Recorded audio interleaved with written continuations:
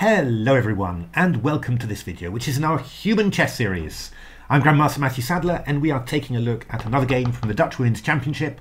This time it's Eline Roebers against Maaike Keetman. Eline was white, Maaike was black. It was a really interesting game, and both players found some very interesting ideas in the opening.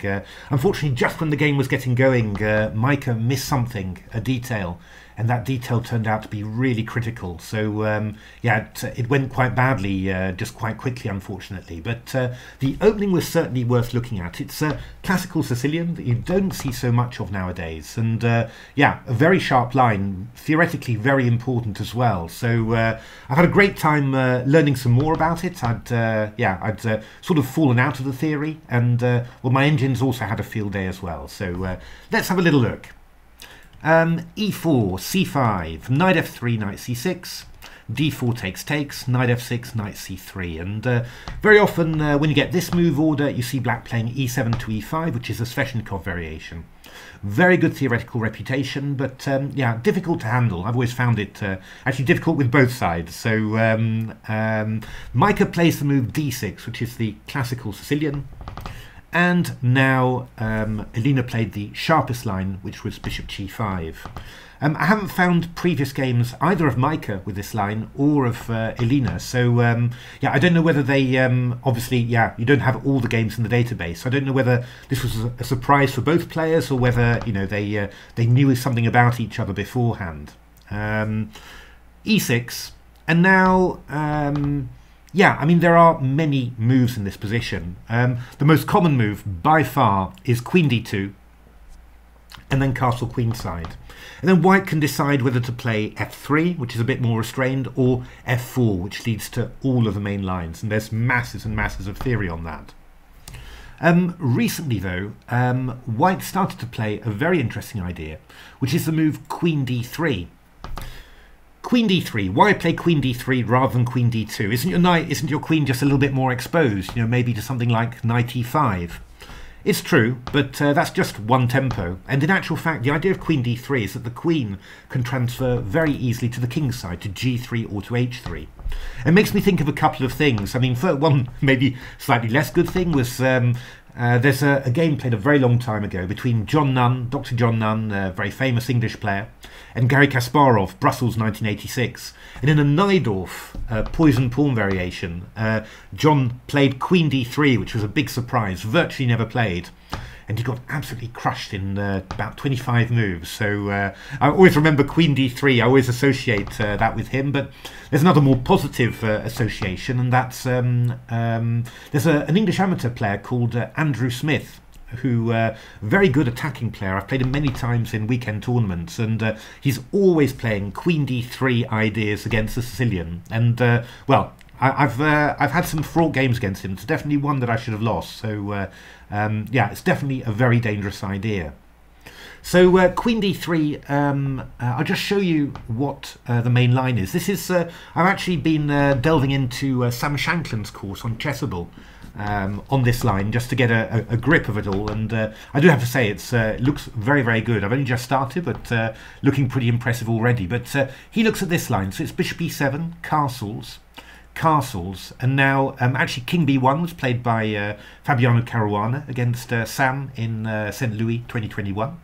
But f4 is also a main line, and this is going to transpose into our main game, Eline against Maaike. And yeah, queen b6. This was actually the move order of one of the games that we're going to be following for longest, Michalik against Finkels from Germany 2022, and this was actually the move order of that game. Now, looks like Eline was going for that, but she played a slightly different move order. She played the move f4, and that's quite interesting actually, because I think that Sam considers f4 less accurate because he gives a different move order against it. Throws in h6, goes bishop e7, and after queen d3 plays this move e5, breaking in the center. Yeah, you know, pretty interesting. But it looks like this f4 maybe gives black you know, an extra possibility there. But Maaike played bishop e7, and we just transpose into the main line. So possibly that was just a memory-saving choice that you say, I know I've done it loads of times myself, that you say, well, maybe I could do something different against that line, but if they just converge and transpose into one line, I'll just do that, because that's one less thing to remember. So after castles, Maaike played queen b6, which is also Sam's recommendation. Now, queen b6 is a bit of a funny move. I mean, it's played a lot in Sicilians, and the idea always is to try and drive this knight away from d4, maybe force it to b3. And legend has it that it was Palbenko who came up with one of these ideas. And he came up against Mikhail Tal, and when he was asked why, he said, well, you know, if I'm pushing Mikhail's knight away to b3, he won't be able to sacrifice it on e6 or f5, which is fair enough, really.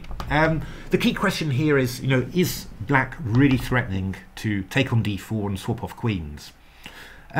Until now, until very recently rather, white players have thought so. Knight db5 has been played in this position. This was actually a game of another Dutch player, Wouter Spoelman, against Kosintseva at Wijk 2007, and that led to a very quick win for white. But yeah, Shanklin looks at this in quite a bit of detail. The other move that's been played a little bit more recently, actually, is knight takes c6. B takes c6, and then, yeah, you know, e5 is one idea, and this is a very sharp line, and again, Shanklin looks at it in some detail. Just at cursory glance, feels a little bit to me, but yeah, I mean, if it hangs together, it hangs together, and you know, that's all you need. But there's a recent game, Michalik against Robin Swinkels, so another Dutch GM, big Dutch contingent in this line. Where white played the move bishop e2, and yeah, the engines here, they don't think that that this ending is good at all. Has a game dragon against stockfish, and also dragon against dragon, and yeah, white won both those games. The best line that the engines came up with was the move b6, just trying to get in bishop b7, but we go rook d1, h6, bishop takes f6, g takes f6, and then rook c4, just invading, and rook d8, f5, bishop f3, knight d5, and rook c7, and yeah, I mean, white's a pawn down, but he's obviously going to get one back. Yeah, you know, the engines sort of were vaguely holding this together, but it was just unpleasant, you know, and even the engines lost it in the end, so I think that I certainly wouldn't expect to have a great time as black in this position. I mean, after all, it's not where you risk open Sicilians just to swap off queens for a worse ending at the first opportunity. But yeah, I mean, this move bishop e2 is nice then. I mean, you know, white realizes that he doesn't have to white realizes that she doesn't have to commit that knight yet, and can just wait and see what black's going to do. You know, at some stage you might be able to go knight db5 later, or knight b3, or knight takes c6. But yeah, now black's going to have to be flexible and work out a plan against everything. So what can black do here? Now, Maaike played the move rook d8, which is one of the engine's main moves. But the engines were actually looking at h6, which, yeah, blinked a little bit when I saw it, because, you know, it's a little bit counterintuitive to play this move h6 when your king's on g8, because after all, you know, white's going to play g4, g5, all those moves, you know, I mean, yeah, you don't really want to give black a hook on the king side like this, where you can open up the king side. But, as always, you know, it fits together, and there are tactics, of course. First of all, one interesting thing is that you can't just go bishop h4, because then knight takes e4 actually liquidates. Bishop e7, we've got the move knight f2, and we take on d1, we take on c3, we take on e2, take on d4. We've got a whole train of carnage to leave after us, basically. So black just emerges normally a pawn up, temporarily at least. These knight takes e4 ideas, to be honest, in the Richter Rouser, they always seem to work. Now, h4, of course, is the would be the reaction normally of every self-respecting caveman. But of course, here queen takes d4, and sacrificing that piece on g5 is going to be less impressive when the queens have been exchanged. So what the engines actually recommend is knight takes c6, b takes c6, and now h4. So this is a really interesting thing because, you know, in my day when I grew up learning the Sicilian, if white played knight takes c6, that showed that white was a total amateur. It opens the b file, it strengthens the centre so black can play d5. You know, rook b8 comes, you're attacking b2, the king c1 is in danger. But, yeah, the engines love knight takes c6, and they're playing it in all sorts of positions. The basic thing is that, you know, once black has achieved d5, somehow this centre is quite static. It's hard to move the pawn forward from d5, it's hard to move the pawn forward from c6. And whilst you're, you know, enjoying your lovely centre, you know, white's careering through with a big kingside attack. So, you know, and, you know, exchanging off the knights here means that black's got a lot less pressure on the centre there. And, yeah, as for defending, you know, as for the pressure on the b file, well, you know, the engines are pretty cool about just playing b3, leaving those dark squares weakened. You know, it's concrete, right? I mean, obviously it makes you nervous as a human player, but yeah, if the engines feel that that it's working, then it's working, right? If you don't have your attack, you just don't have it. So there was one correspondence game from 2012 which explored these lines, but very little apart from that. So, well, I got my engines working on it, and it was pretty interesting, I have to say. So d5 played, king b1, just getting out of any random checks here. Queen b4, and black's fighting to try and force white to resolve the central tension. I mean, if the pawn goes to e5 here, then that means that the d5 pawn is no longer attacked, so c5 to c4 is possible, for example. Now there's a couple of ideas. Queen e3 was Leela's favourite move here, but wasn't leading to a huge amount. E5 was the main idea, and that was the one that the Dragon and Stockfish wanted. And well, normally when we're talking about attacking play, I always tend to just to follow, well, to have a lot of interest in what Dragon and Stockfish want, because they're pretty aggressive engines, really. So knight d7, and then I like this plan very much. Queen g3 was another plan that they were looking at, but bishop e7, queen takes e7, and then g4. In we go. And I mean, we're going g5, and actually, of course, you know, if you go h5, well, this bishop on e2 is very useful. It's going to take the pawn. So, you know, still pretty dangerous here. Now, black's really got to react quickly here. So c5 was the engine line. I'm sure we are going to see, you know, some games, either correspondence or over the board. We're going to see some games with this because, yeah, this is a very crucial line. So f5 was one game. That was a Dragon, actually Dragon 3.2, the new version, against Dragon 3.1, the old version. G5 is another idea. C4, Queen E3. This was what Stockfish did against Komodo, Dragon 3.2. And now H5 from Komodo, which is really nice, actually. You just say, I don't care if you take this pawn because you're in the way of your H pawn. You're just going to slow the whole attack down.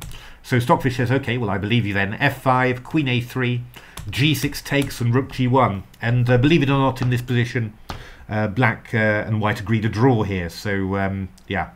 Obvious draw. I've no idea what's going on, to be honest. But yeah, I need to have a little bit look further with this with the engines. But presumably they see some perpetual checks there. But I mean, you can see, you know, these are really sharp lines. Fascinating stuff.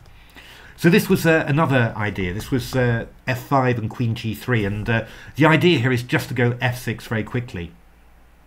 And g6 played, Queen e3, King h7, g5, h5, and it looks blocked, but Komodo said, okay, bishop h5 then.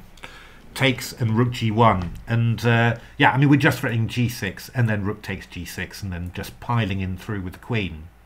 So rook g8, queen f3, attacking h5, and rook g6. And funnily enough, this was agreed a draw again, you know, so just amazing how when these engines will agree a draw. I mean, it's useful to know because, you know, okay, you know, this is supposed to be even, but, well, sometimes, you know, there's a perpetual check a few moves along, sometimes it's just a total mess. And, well, this was what the engines made of it afterwards. Takes, e6. So you're looking for fe6, queen takes h5 check. That's the idea. So c takes b3, we go check. King g8, we go check. King f7 check. King f8. So you just don't want this rook to be taken with check. That's the basic point. A takes b3, knight e5, rook d5, and then bishop f5, which is a gorgeous little defense. We're actually threatening queen takes b3 and queen c2 here. Obviously also covering the 8th rank as well and protecting the rook. It's a lovely multi-purpose move. So we go queen e7 takes, king e8, because king e7, rook takes e5 check would be rather awkward. So king e8, rook takes e5, and now we make use of this. Rook b3, king c1, rook a3, and the idea is if rook f5, we go rook a1 check. This was Stockbridge's main line that considered that the position was about equal. I mean, that's fair enough, I think. 3 pawns for the bishop, e7's not that great.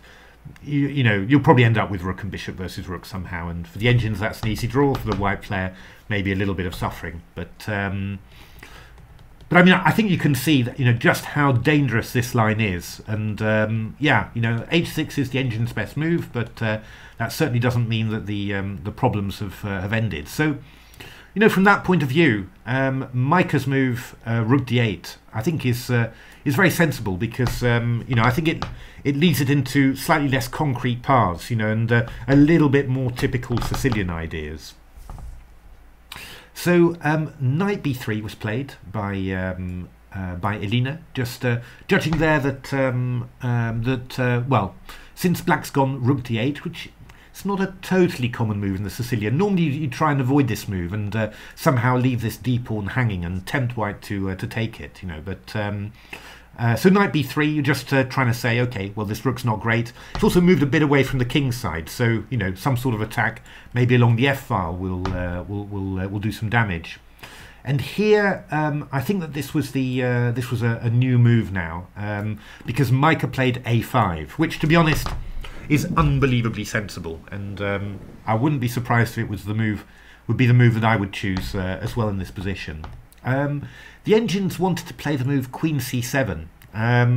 Looks a bit funny, but the point is that, you know, queen b6, it's done the tile business, force that knight away from the king's side. So now you move back, and what you do, you're going to give room for your b pawn to start moving and disrupt this knight. Feels a bit slow, feels a bit funny, but it was working quite well in my engine games. Yeah, I mean, this was one interesting line. This was Dragon 3.2 against 3.1. Bishop f3, knight e8, moving out of any e5 attacks. h4, b5, f5, knight e5, knight d4. And then this knight came around to f4, which, to be honest, this looked terrifically scary to me. But well, it got a little bit scary on the old queen side as well. e6 was presumably not hanging because we had some queen c4 takes a2. So b3, a3, bishop f6. Yeah, I mean, we've got the queen heading for c2 if the knight moves away. So, you know, all sorts of danger. It looked very, very dangerous to me somehow, and I did quite like white. In fact, Dragon 3.2 beat its little brother, so that worked out quite well. I mean, I think bishop f3 is very interesting. Rook f1 was the move that the engines played most of all. b5, knight d4, takes, and f5. And I'm sure that one of the things that they liked about it was that, you know, with this rook having moved to d8, play for an attack on the f-file. And after e5, takes, knight d5, then, yeah, I mean, white's got an appreciable edge here, really. I mean, you know, the light squares are kind of more useful than the dark squares in this position. But, you know, I think any Najdorf player will be quite familiar with it. Also, actually, any classical player very familiar with this. And well, I mean, these positions normally end up being drawable. One of the great experts in it, Zdenko Kozul, he always said that engines totally overestimated the value of the d5 square. And the light squares in general, you know, and he got a number of excellent results in this type of position. So yeah, you know, who can say? But anyway, my engines were drawing this, but they thought it was nice, and I do quite like this for white, really, you know. So that's, you know, queen c7 was possible, but a5 feels you know, very, very natural here. And actually, Eline replied at once with a4. I don't know whether this was still Eline's preparation, or whether yeah, she just was waiting for Maaike to make a move, because Maaike took a reasonable amount of time on a5 and just decided, okay, I'll make that move quickly anyway. There were other alternatives. Knight d2 was actually the favourite line of the Engines, which surprised me a little bit, but you're actually aiming for c4, and the point is, by playing a5 you've lost control of this b5 square. So if you chase away the queen and the queen moves back, you can go knight b5, and yeah, somehow those knights are really dangerous on the queen side, and very hard to get rid of. So d5 was White's move, queen g3, and then king h8 was played by Leela and by Stockfish, and but yeah, I mean, what can you say? I mean, e5, knight g8, bishop d3, h6, knight f3 was the game, and I'd be very happy with White to get this sort of position. It's a pretty attacking position, really, and yeah, the Engines were managing to draw it. Basically thought there was a slight advantage for White, but yeah, that does look quite pleasant in actual fact. So knight d2, interesting. I think Dragon played a3 as well, which was quite interesting. h6 and then h4 like this, also very, very possible.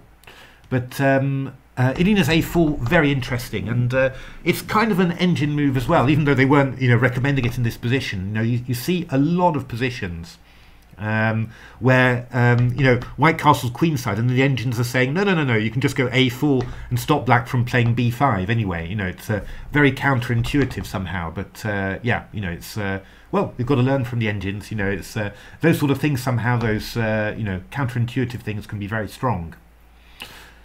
So bishop d7 was played, queen g3 from Eline. Yeah, I mean, my Stockfish was looking at queen f3, for example, but yeah, I find queen g3 a lot more natural, really. It you feel like you're getting some sort of pressure there at least.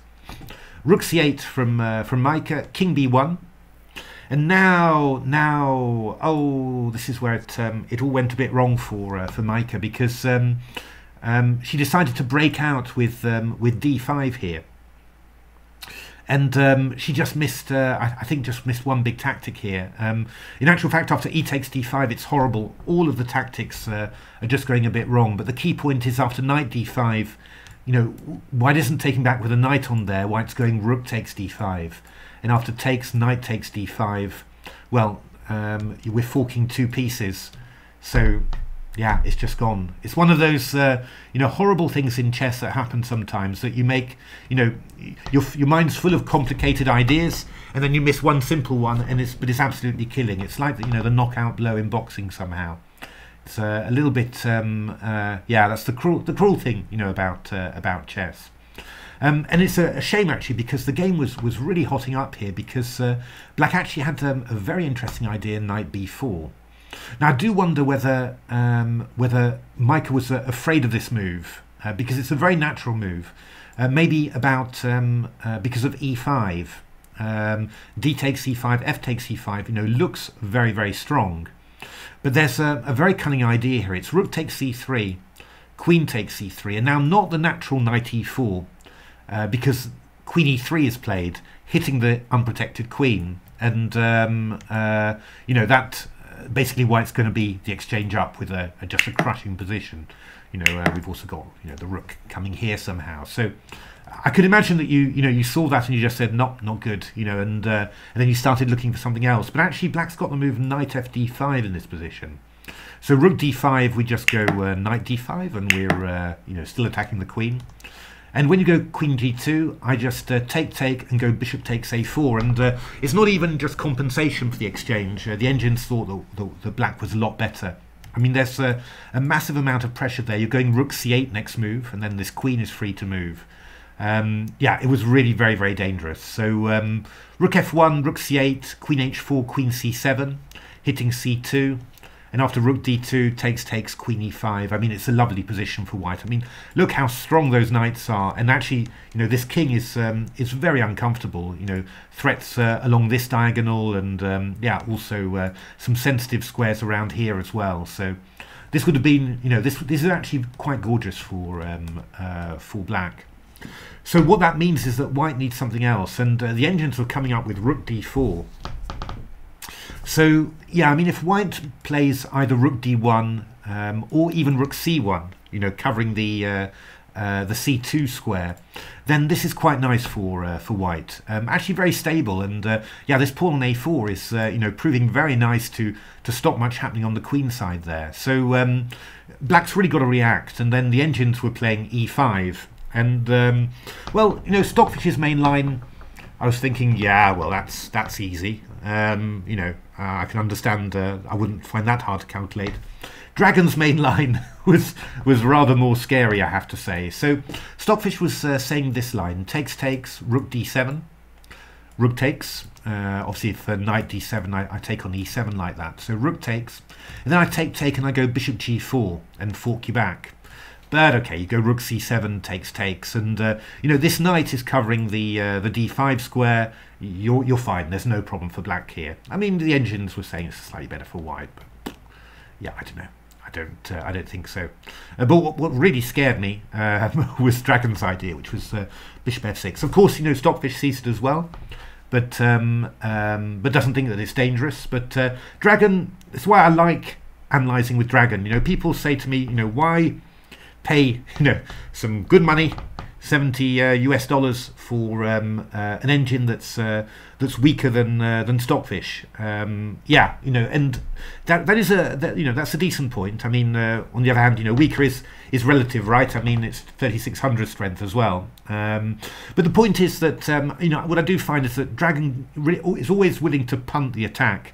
And you know, well, I do find that it often spotlights really dangerous ideas for humans that Stockfish sometimes waltzes past, says, no, I've got that one covered, you know.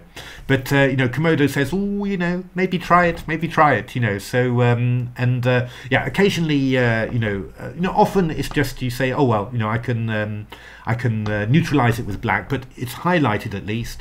And occasionally you get something which you know, Dragon has somehow assessed, you know, better than anyone else, and then you just say, wow, what an idea. So, you know, as I said, it's yeah, it's a little bit of money, of course, but that's why I like using it. So bishop f6, I go rook takes b4, queen b4, and knight d5. Forky, yes, very nice. Now one of those gorgeous computer intermezzo moves, e takes f4, attacking the queen. So knight f6, king h8, and then queen takes f4.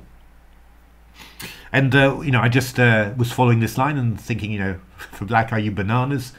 But actually, this is actually quite dangerous for white as well, because this king, yeah, downside to the pawn on a4, yeah, this protection here is a little bit weakened. And yeah, black could already try rook takes c2. That's not quite enough. King, we can go king takes c2, rook c8, king b1, queen b3, bishop d1, queen d3, king a2. We're just about hanging together here. Bishop b6, we've got knight d5. So yeah, you know, that's just about hanging together, though feels very fraught. What the engines wanted to do was to go bishop e6 simply. You can't go knight d5 to block, unfortunately, because after bishop d5 we're exploiting that pin. I mean, yeah, these are always the details, right? I mean, it's always things like that as a human, that's not complete in your vision. You know, it's why you find it so hard often to decide on lines like this, because you know, there's so many of those little details that are so hard to visualize from afar. But yeah, they're true. Knight c1, and then we've got various ideas here. Queen c5 was one idea that was played. This is Dragon 3.2 against 3.1. Bishop d1, g takes f6, queen f6, king g8, knight d3, and then various moves here. I think Stockfish played queen e3. and Dragon played Queen C6, you know, and well, I mean, there's perpetuals, you know, it's still some danger, but yeah, you know, I think it, you know, this doesn't feel you know, lost in any way for black. There's still some reasonable barrier always to run with the king. So I mean, that was very, very interesting, you know, and you know, knight b4 I think was really the critical move. Other moves are not as successful for black. I think if bishop b8, we can just go something like bishop b5, for example. Queen c7, rook e1, and we're nicely in control. And you know, normally black wouldn't care about white having this nice central control because you'd have some sort of queenside counterplay. But yeah, with a5 and a4 included, makes it just a little bit difficult. This is working out quite nicely for white. So yeah, some crucial stuff to be done, and you know, this move knight b4. Rook d4, I'd find that a tough move to find for white, but yeah, I don't know whether we were still in Eline's preparation here. It is possible, and then you'd really need to calculate this e5 move properly. You know, it's always feel with these moves that it would be much better if you just blundered and missed bishop f6, you know, rather than seeing it, you know, which might just put you off playing it. But yeah, you know, after in the game after d5, yeah, e takes d5, takes. Yeah, this was just very, very bad, and Eline won in a few more moves. A really unfortunate end there to, you know, I think, you know, Mike had found some very interesting things in the opening, but yeah, I mean, that's the thing, of course, as well, you know, one of those things that you don't see in engine evaluations, you know, calculating, trying hard, working hard, you know, trying to work out lots of complicated lines. It also takes a toll on you, and that makes, you know, mistakes like this, again, more likely. That's why, you know, human players are always trying to catch out their opponents. It's not even necessarily just the moves, you know, that you're aiming for. It's also just the strain that you're putting your opponent in. But there we are. I hope you enjoyed that. I mean, I think this is a really, really crucial line in the Classical Sicilian, and well, you know, this line is recommended in Sam Shankland's course, and at a quick glance, please forgive me if I'm wrong, I don't think that bishop e2 is particularly covered in there, and well, with these engine lines and this game of Eline's against Maaike's, I think we've got you know, I think you're way more up to date than pretty much anyone else in the world, except the elite players, of course, who know absolutely everything. So there we are. Hope you enjoyed that. If you like that video, why not give a like, subscribe, check out my Chessable course, the Silicon Road to Chess Improvement, which is, well, you know, if you're interested as to how, you know, I put together the analysis for these games, using my engines, how I do that. I do think, you know, a little bit arrogant, but I do think that I do it better than anyone else, you know. So, well, it's all in there in the book, explains how to do it, and there's even, you can download instructions for how to do it yourself. And takes a little bit of work using engines the way I do to start with, but everyone who's tried it, absolutely everyone, has said, wow, why didn't I ever do this before? Which was, to be honest, exactly how, you know, I felt about it when I first discovered it. So there we are. But anyway, hopefully we're going to have some thrilling games tomorrow. White won all three in this round.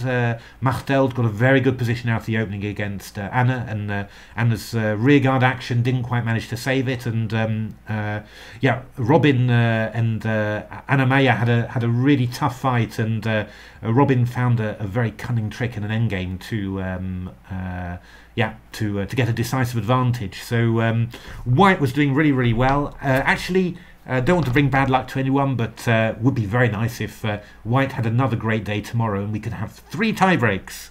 It's it's been such a good tournament, really interesting. You know, lots of good theoretical stuff, unusual openings as well. Don't particularly want it to end, to be honest. So there we are. Thanks very much for watching, and hopefully see you at the next video.